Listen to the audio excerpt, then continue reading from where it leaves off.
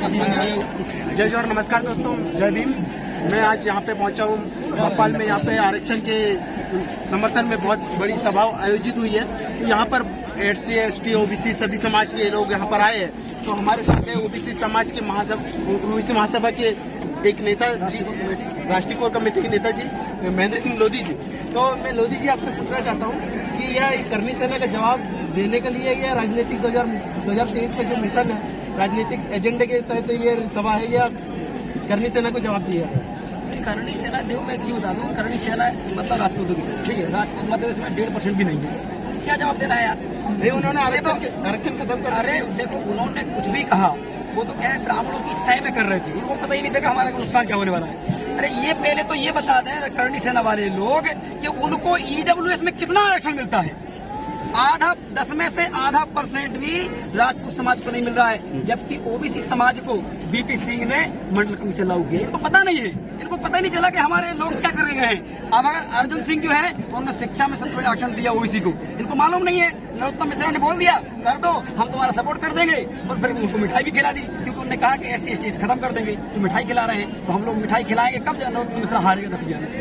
Sir, जैसे कि OBC महासभा में जो कुछ गाली गलौज मुख्यमंत्री शिवराज सिंह चौहान को दिया गया था, कुछ OBC महासभा के कुछ जगह संगठनों ने उसका विरोध किया था कि ये एक OBC नेता को इस तरह से गाली देना था। आप उसमें क्या कहोगे? देखिए क्या है ना, RSS की नागपुर की प्रयोगशाला से बनाया गया OBC था, और OBC था तो हम लोग OBC समाज का संगठन चलाते हैं। तो हमारी जिम्मेदारी बनती है कि हमारे, क्योंकि देखो किरार समाज से आते हैं, अब पूरे OBC वर्ग को गाली दी गई, शिवराज सिंह चौहान को दी गई। इसलिए शिवराज सिंह चौहान के हम बहुत विरोधी, इतने विरोधी है किसी के विरोधी नहीं। लेकिन अगर हमारे OBC वर्ग के व्यक्ति को गाली दी जाएगी तो हम उसका जवाब देने का काम करेंगे, भले वो मुख्यमंत्री हो चाहे कोई भी हो, क्योंकि है तो गुलाम, लेकिन है तो समाज का। हमें मालूम है कि हमारी बात नहीं करेगा, लेकिन हम फिर भी कहेंगे कि गुलाम तुम समझ जाओ, हम भले तुम्हारे साथ खड़े हैं, लेकिन सरकार तुम्हारी अब आने नहीं देंगे। इस बार मध्य प्रदेश के अंदर शिवराज सिंह चौहान जाएगा और बहुजनों की सरकार मध्य प्रदेश में आएगी। कैसे आएगी? क्या है आपके पास फंडा? कैसे? OBC महासभा जयेश गोडवाना, OBC महासभा जयेश गोडवाना सब मिलकर तीसरा विकल्प पे काम कर रहे हैं। क्या तीनों में सरकार बन जाएगी? आपको उम्मीद है? क्यों नहीं बनेगी? हमारी 90% 92% संख्या है मध्य प्रदेश के अंदर, क्यों नहीं बनेगी? और आप देखिए, चाहे जितने भी बड़े बड़े आंदोलन हुए देश के अंदर, चाहे JP का आंदोलन हुआ हो, चाहे केजरीवाल ने किया हो, ये 6 महीने के अंदर स्थापित हो गया और सरकार बदल दी हम लोग। तो 90% आपको लग रहा है कि मतलब बिल्कुल पूरा समाज जागा हुआ है, तब जाके 15 दिन के अंदर आ गए लोग। नहीं तो कोई नहीं आता। ये पैसे में नहीं आए, 1 रुपये नहीं लगाया किसी ने, ये अपने आप लोग आए हैं अपने आरक्षण को बचाने के लिए, बाबा साहेब अम्बेडकर के सिद्धांतों को बचाने के लिए।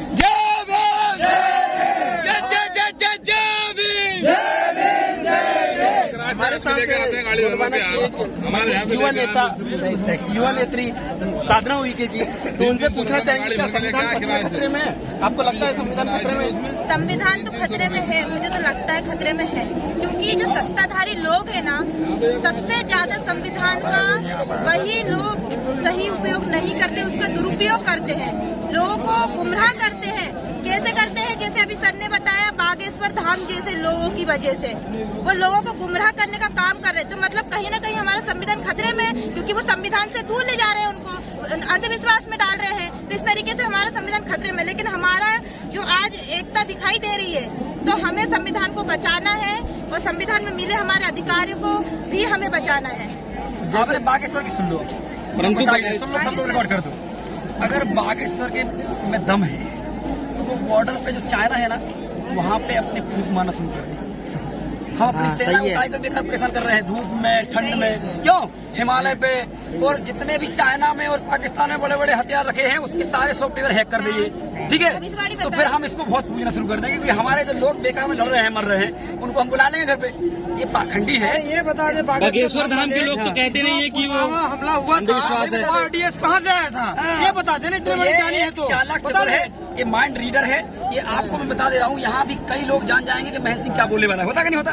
ये माइंड के पढ़ने का तरीका है, कितना 60% पढ़ पाता है, कुछ 100% पढ़ लेता है, ये सब होता है। लेकिन मैं इतना कहना चाहता हूँ, अच्छे बाबा आए और वो जेल में पीस रहे हैं। बागेश्वर धाम के अम्बेडकर के संविधान में इतनी ताकत है कि ये क्या बागेश्वर के और भी चले जाए, अभी वो जेल में जाने वाले। आप आदिवासी कम्युनिटी से आते हो और आदिवासी क्षेत्रों में बागेश्वर धाम की एक कार्यक्रम का हमेशा चले आ रहा है। मतलब और भी अभी आदिवासी क्षेत्रों में अभी छिंदवाड़ा में जैसे कार्यक्रम होने का उनका मतलब वो है, मतलब तैयारी है। तैयारी जरूर है, क्योंकि इसमें हमारे कुछ एसटी वाले लोग ही हैं चलो थोड़ा पीछे हो जाओ यार, बने हुए हैं, हमारे नहीं आएगी फिर आगे करने का काम कर रहे हैं। तो उन लोगों से बोलना चाहूंगी जिस प्रकार से हमारे